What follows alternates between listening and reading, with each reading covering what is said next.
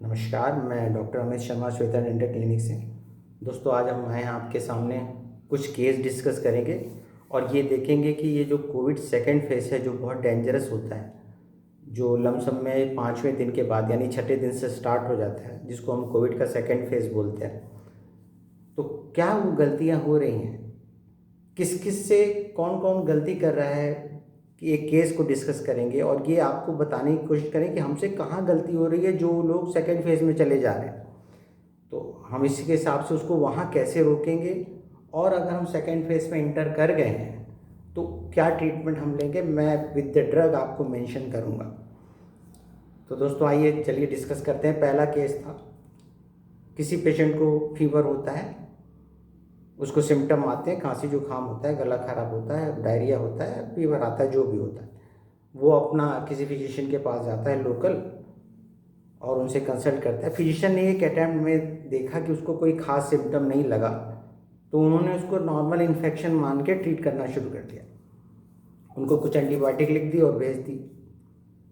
दोस्तों 4-5 दिन वो एंटीबायोटिक खाता है, उसके बाद देखता है कि उसको कुछ फ़र्क नहीं पड़ा और अचानक उसकी हालत ख़राब हो जाती है, उसको सांस लेने में तकलीफ़ होती है। तो चौथे 5वें दिन वो फिर पहुंचता अपने फिजिशियन के पास। तब उस फिजिशियन ने, या मान लीजिए उन्होंने उसका वो तब उसको लिखा कि आप टेस्ट कराइए, RT-PCR कराइए और एंटीजन कराइए। उस टेस्ट की रिपोर्ट आने में लग जाएंगे 2-3 दिन या 5 दिन, जैसा जहाँ सिचुएशन है। तो दोस्तों ऐसे अगर इतना समय निकल जाएगा तो वो पेशेंट जो है ऑलरेडी कोविड के सेकेंड फेज़ में इंटर कर गया। तो आपने देखा, तो पहली गलती हुई, डायग्नोसिस नहीं थी प्रॉपर, शुरू में उसको सही ट्रीटमेंट नहीं मिला, वो सेकेंड फेज़ में इंटर कर गया। आइए दूसरा केस डिस्कस करें। एक पेशेंट रहता है, उसको फीवर होता है, माइल्ड सिम्टम आते हैं, वो फिजिशियन के पास जाता है, फिजिशियन उसको कैच कर लेता है, फिजिशियन उसका टेस्ट भी करा लेता है।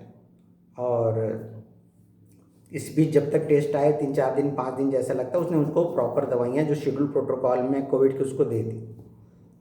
तीसरे चौथे दिन पेशेंट को आराम हो जाता है, उसको लगता है वो बिल्कुल ठीक हो गया और उसको कोई दिक्कत नहीं होती। बहुत माइल्ड सा फीवर कहीं उसको फील होता, नहीं तो वो भी नहीं आता, तो उसको लगता है आई एम वेल, मैं बिल्कुल ठीक हो गया। और वो दोबारा पेशेंट के वो अपने फिजिशियन के पास अप्रोच नहीं करता, और जो जांच दे के आया तो उसका भी उसको ध्यान नहीं, एंटीजन दे के आया मान लीजिए तो उसमें आया ही नहीं, RT-PCR में भी आजकल नहीं आ रहा है, तो वो अपने आप को बिल्कुल ओके मान लेता है और यहीं वो गलती करता है, अपनी ऑक्सीजन मेजरमेंट नहीं करता। तो दोस्तों लेकिन 3 दिन बाद होता क्या है, 2-3 दिन बाद जब वो वायरस का लोड बढ़ता है और वो बाउंस बैक करता है, उसकी सांस फिर फूलने लगती है, then he realize something is wrong, फिर वो अप्रोच करता है। तो पता लगा वो CT करा रहा है, ये करा रहा है, उसमें आता है कि हाँ कोविड हो गया, वो भी सेकेंड फेज में इंटर कर गया। दोस्तों ये सेकेंड केस है जिसमें ठीक हो जाने के बाद तीसरे दिन वो बिल्कुल लापरवाह हो गया, उसने अपनी ऑक्सीजन मीटर नहीं, बहुत इंपॉर्टेंट है दोस्तों, ऑक्सीमीटर से ठीक हो जाने के बाद भी आप अपनी ऑक्सीजन से ऑक्सीमीटर से अपना ऑक्सीजन मेजरमेंट करते रहेंगे, सैचुरेशन देखना ही देखना है। ये सेकेंड केस हुआ दोस्तों।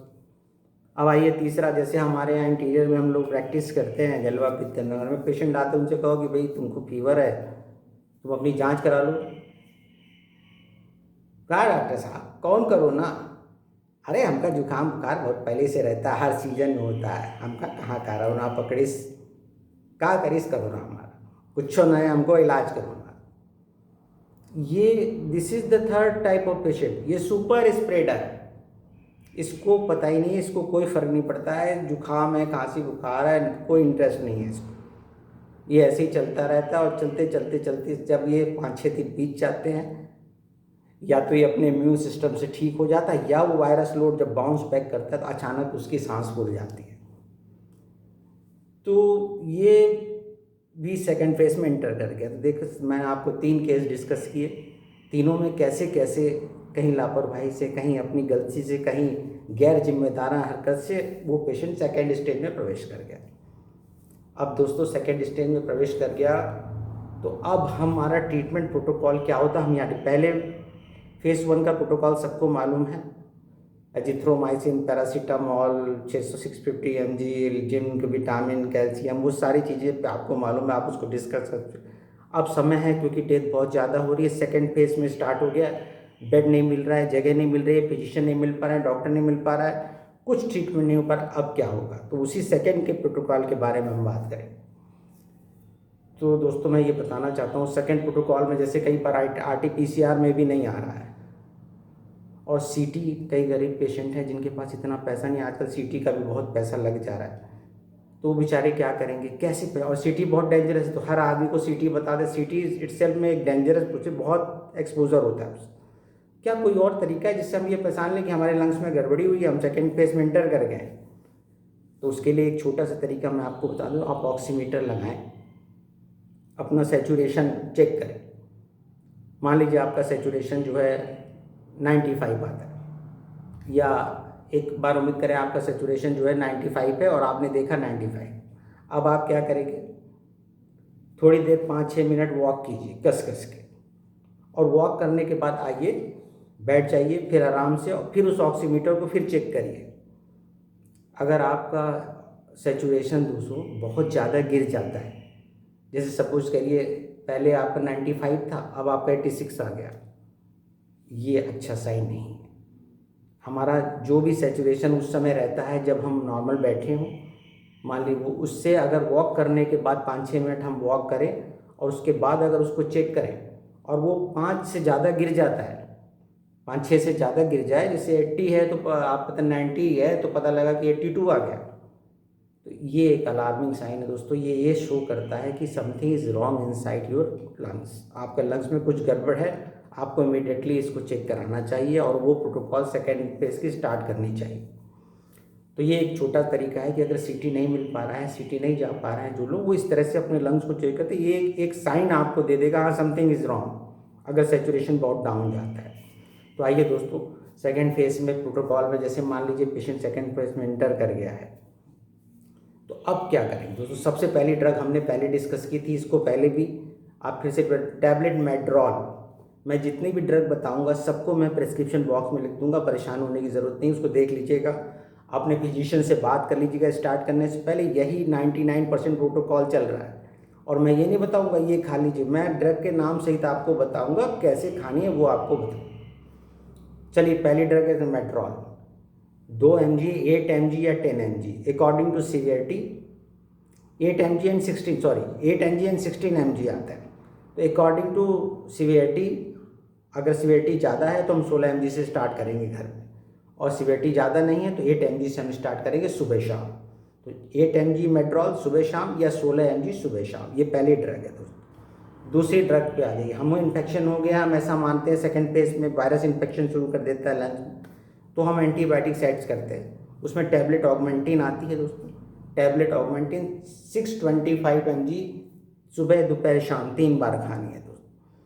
और एक सेकेंड फेज में सबसे कॉमन सिम्टम जो डेथ का होता है वो निमोनिया की वजह से होता है, लंग खराब। एक और एंटीबायोटिक जो निमोनिया में बहुत अच्छा काम करती है, मैं इसको बहुत प्रेफर करता हूँ, हमारे फिजिशियन भी इसको बहुत प्रेफर करते हैं, तो उस ड्रग का नाम आप नोट करिए, टैबलेट लिनेजोलिड, LINEZOLID। मैं इसको प्रेस्क्रिप्शन बॉक्स में लिखूंगा, परेशान नहीं होइए।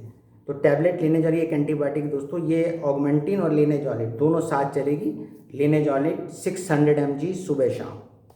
तो अभी हमने 3 ड्रग बताई, टैबलेट मेड्रॉल 8 mg और 16 mg, टैबलेट ऑगमेंटिन 625 mg 3 बार, और लिनेजोलिड 600 mg 2 बार। ये 3 मेन ड्रग है दोस्तों जो आपको इन्फेक्शन से बताएंगे, और कहीं बॉडी में इन्फेक्शन हो गया आपको उसको क्योर करेंगे, और स्टेरॉइड मेड्रॉल आपको खड़ा कर देगा, आपको मौका देगा उस पीरियड को क्रॉस करने का, वायरल लोड कम करने का। और साथ साथ अगर एसिडिटी होती है तो जैसे एक ऑस्कर DSR है, उसको आप लेंगे पेट के लिए, आपका पेट खराब ना हो जाए, एक विजिलैक कैप्सूल आता है, आप दिन में 1 बार लेंगे। ये पूरा प्रोटोकॉल है दोस्तों। बस इसके साथ एक चीज़ और समझाइए, ये वायरस में जैसे सबसे चीज़ हमको जो सुनाई दे रही है क्लॉटिंग की, ये वायरस क्लॉट कर देता है, तो उसके लिए एक ड्रग मैं लिख दूंगा प्रेस्क्रिप्शन बॉक्स में। कुछ लोग इकोस्प्रिन पहले से खाते हैं लेकिन वो इसमें इतनी असरदार नहीं हो रही है, तो एक ड्रग और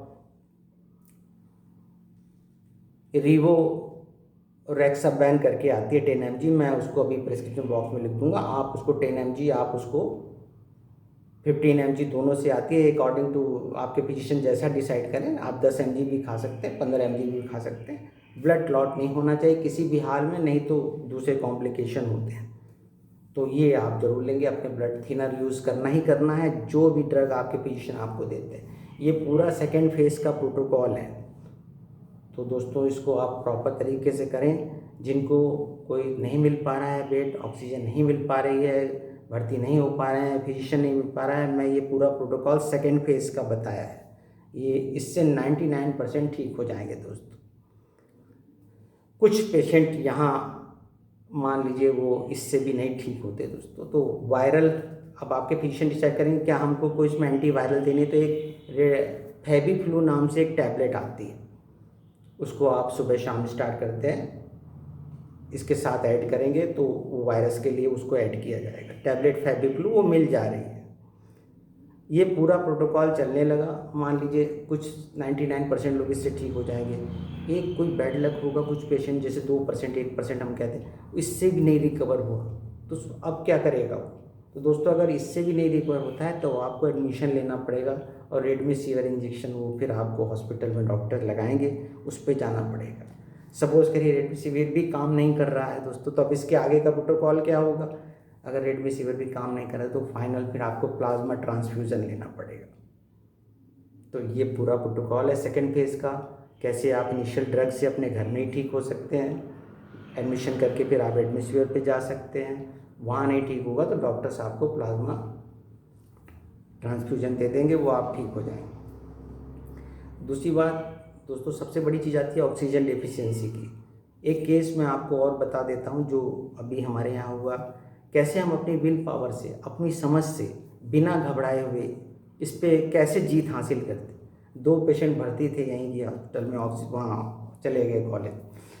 अब वहाँ पे ऑक्सीजन खत्म, ऑक्सीजन है नहीं अवेलेबल, सांस फूलनी शुरू, सेकेंड फेज था दोस्तों। ड्रग तो चलती है, डॉक्टर सारे चलाते, उनमें से एक तो नर्वस हो गया, उन्होंने हिम्मत छोड़ दी। लेकिन दूसरे जो ठीक होके आए उन्होंने क्या बताया कि उन्होंने जैसे ही देखा कि हम लेट जाते हैं वो ऑक्सीजन बढ़ाने के लिए प्रॉन पोजीशन, आजकल बहुत से डॉक्टर्स, आपके बड़े बड़े डॉक्टर्स आपको वीडियो बना के डालते हैं ऑक्सीजन बढ़ाने के लिए लेट के, जो उल्टा लेट के तकिया लगा के जो एक्सरसाइज बता रहे हैं वो बहुत कॉमन है। वीडियो तमाम वीडियो चलते हैं, आपने देखा होगा, प्रॉन पोजीशन बोलते हैं, उल्टा लेट के यहाँ तकिया लगा के, आगे तकिया लगा के और पीछे पैर के पास, तो उसको सांस लंबी लंबी लेते, उससे 2-3% एलिवेट होता है, होती ही होती, सैचुरेशन बढ़ता ही बढ़ता है। उन्होंने दोस्तों वहाँ तकिया नहीं था, अब वहाँ तकिया कहाँ से आएगा? उनके पास जो भी कुछ साधन था, चद्दर वद्दर वो ले गए, तो उन्होंने मोटा करके उसको अपने यहाँ लगाया, उल्टा लेट गए और भगवान का नाम लेके वो शुरू किया वो एक्सरसाइज। उनकी ऑक्सीजन 80 तक आ गई, तो 80 से 83 आई। शाम होते होते वो उसमें लगे रहे, कोशिश में हिम्मत हारी नहीं, वो 86 पहुँच गई। नेक्स्ट डे वो 90 के ऊपर, 94 के ऊपर निकल गए और दोस्तों ठीक होके 3 दिन में आ गए। ये उन्होंने अपनी बताई कैसे, उन्होंने अपनी हिम्मत से, अपनी समझ से, उस ऑक्सीजन जहाँ उनको अवेलेबल नहीं थी कैसे उसको ओवरकम किया, एक्सरसाइज से, प्रेजेंस ऑफ माइंड से।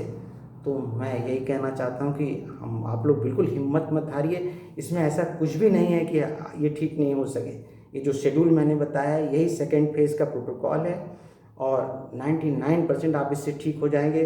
ऑक्सीजन नहीं भी मिल पाती तो तमाम एक्सरसाइज हैं, आप नर्वस ना हो, उसको करें, डेफिनेटली आप ऑक्सीजन इम्प्रूवमेंट होगी और आप उस पर कोरोना पे विजय प्राप्त करने में सफल होंगे। तो मेरी एक छोटी सी कोशिश है सेकेंड फेज़ की जो मैंने आपको बताई है, और ये भी बताया कैसे आप हिम्मत नहीं हारेंगे तो आप इस पर जीत हासिल कर सकते हैं। अगर मेरा ये वीडियो आपके लिए हेल्पफुल हो तो आप मुझे ज़रूर बताएं, और किसी तरह का कोई डाउट हो किसी ड्रग में आप मुझसे पूछ सकते हैं। हमारे चैनल को सब्सक्राइब कर लीजिए श्वेता टेंडर क्लिनिक को, और अपनी राय देते रहिए, और कोई डाउट हो तो आप हमसे जुड़े रहिए, हमसे पूछते रहिए दोस्तों, हम ज़रूर आपको जवाब देंगे। हमारे पेज को लाइक करिए, हमें सब्सक्राइब करिए, हमसे जुड़े रहिए ताकि ऐसे नए नए अपडेट्स हम आपको देते रहें। आपकी